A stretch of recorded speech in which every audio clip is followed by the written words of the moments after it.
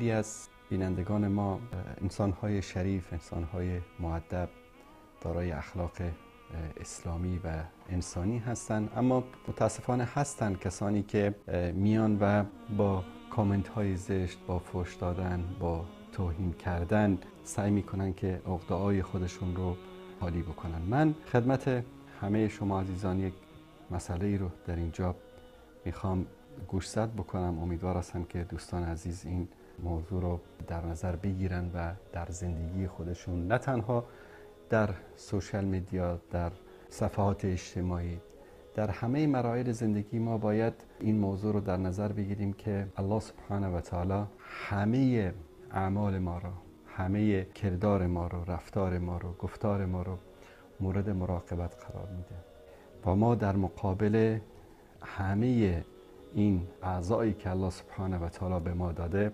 و باید در راه نیکی، در راه درست از او استفاده بکنیم، در پیشگاه الله سبحانه و تعالی مسئول هستیم.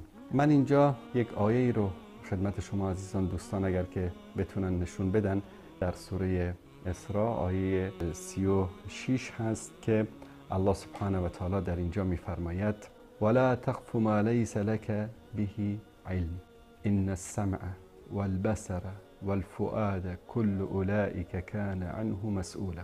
و از آنچه که به آن علم نداری پیروی نکن. بعضی از عزیزان ما از علمایشان، از آخوندهایشان در پای منبرها مطالبی رو میشنوند بدون دلیل، بدون مدرک و با تعصب از آن پیروی میکنن، برخلاف قرآن و سنت رسول الله صلی الله علیه و آله و سلم که این اشتباه است. الله متعال به ما عقل داده، شعور داده و از ما خواسته که از عقل و شعور و فکرمون استفاده بکنیم. در ادامه میفرماید که ان السمع والبصر والفؤاد كل اولئک کان عنه مسئولا. بدون شک گوش و چشم و دل یا قلب شما، هر یک از اینها بازخواست خواهند شد. الله سبحانه و تعالی از همه این اعضایی که به ما داده بازخواست میکنه. با گوشمان چه شنیدیم، با چشممان چه دیدیم، با زبانمان چه گفتیم، همه اینا را الله سبحانه و تعالی در روز قیامت از ما بازخواست میکنه و میپرسه و مورد محاسبه قرار میده. و در جای دیگر الله سبحانه و تعالی در قرآن کریم میفرماید که هر حرفی، هر سخنی که ما میگوییم و ما یلفظ من قول الا لدیه رقیب عتید، در سوره قاف میفرماید که هر حرفی رو که ما میزنیم، هر جمله‌ای که از زبان ما خارج میشود، یک ملکی، یک فرشته‌ای هست که این رو یادداشت میکنه، بر علیه ما ثبت میشه. روز قیامت مورد بازخواست قرار میگیریم. و همچنین رسول الله صلی الله علیه و آله و سلم به یکی از اصحاب کرام فرمودن که این زبانشون رو نشون دادن، گفتن که این رو نگه دار. صحابه پرسید یا رسول الله یعنی این انقدر مهم هست این زبان رو نگه داشتن؟ پیامبر صلی الله علیه و سلم میفرمایند میدانی که چه چیز سبب میشه که انسانها رو با کله در جهنم بیاندازند مگر این زبانشان، این آفتهایی که زبان انسان به بار میاره. به خاطر همین خیلی از گناههای نابخشودنی، خیلی از گناههای بزرگ از کبائر ذنوب محسوب میشه. سبب چی است؟ زبان.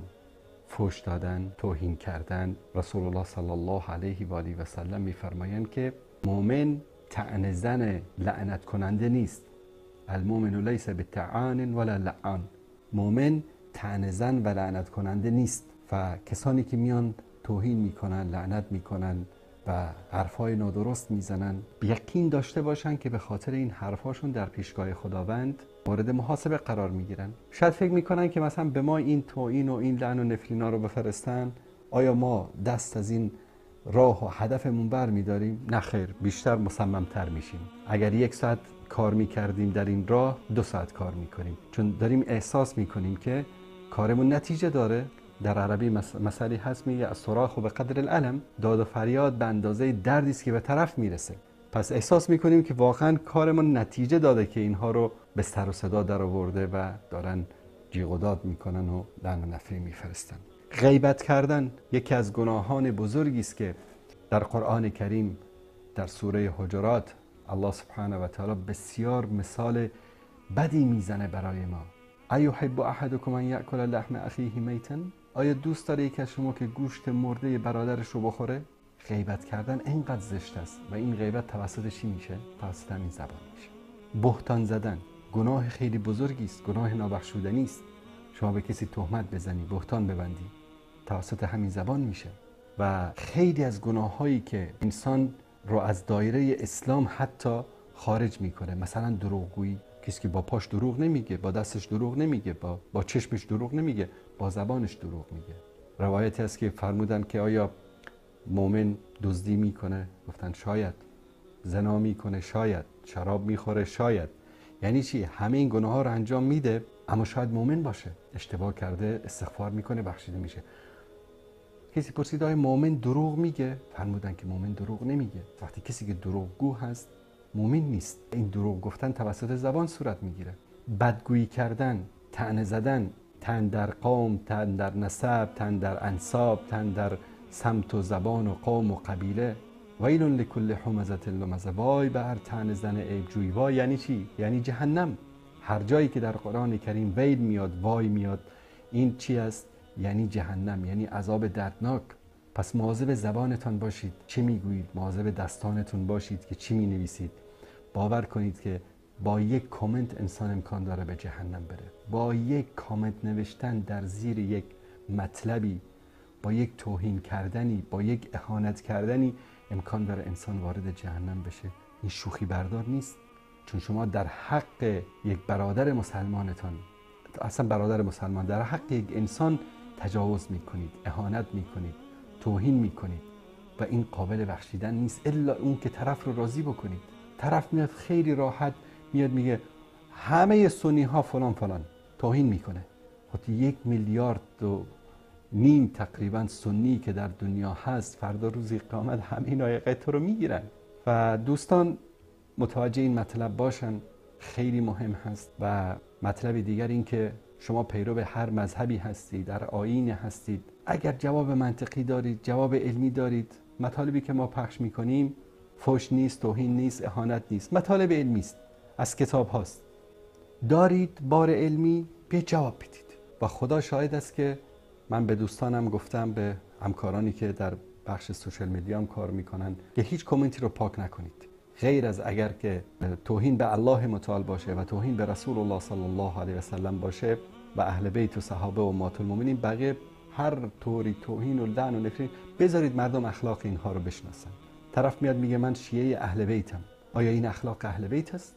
و حتی به برادران اهل سنت رو هم این رو توصیه میکنم. بعضی از دوستان ما هستن جوگیر میشن، غیرتشون به جوش میاد، در مقابل توهین و اهانت میکنن. این غلط است، اشتباه است و شما در مورد این توهین و اهانتتون بازخواست میشید. ولی اینکه طرف مقابلتون رافضی باشه، شیعه باشه، کافر باشه، یهودی باشه، نصرانی باشه. پس سعی بکنید که مؤمن، مسلمان با زبان خوب، با اخلاق، ادعو الی سبیل ربک بالحکمه والموعظه الحسنه. موعظه الحسنه چی است؟ حرف خوب، زبان خوب. من یادم میاد که برادری زنگ زد، گفت اول من از شما یک حلالیت میطلبم. تعجب کردم. من 6 ماه قبل زنگ زدم، به شما فحش دادم، توهین کردم، اهانت کردم، شما چیزی به من نگفتید. بعد از 6 ماه اومد اعلان هدایت کرد. رسول الله صلی الله علیه و سلم یکی از اسباب کامیابی و موفقیتشون در دعوت همین بود که جواب توهین رو با توهین نمیدادن، جواب اهانت رو. من گاهی اوقات دیدی جواب توهین ها و اهانت های ابو جهل و ابو لهب و امیه و شیبه و ربیعه و غیره رو داده باشن؟ هیچ، اصلا کنه حرفی نزدن، به راه خودشون ادامه میدادن. با حرف خوب، با اخلاق خوب دعوت رو ادامه دادن. به خاطر همین کامیاب شدن.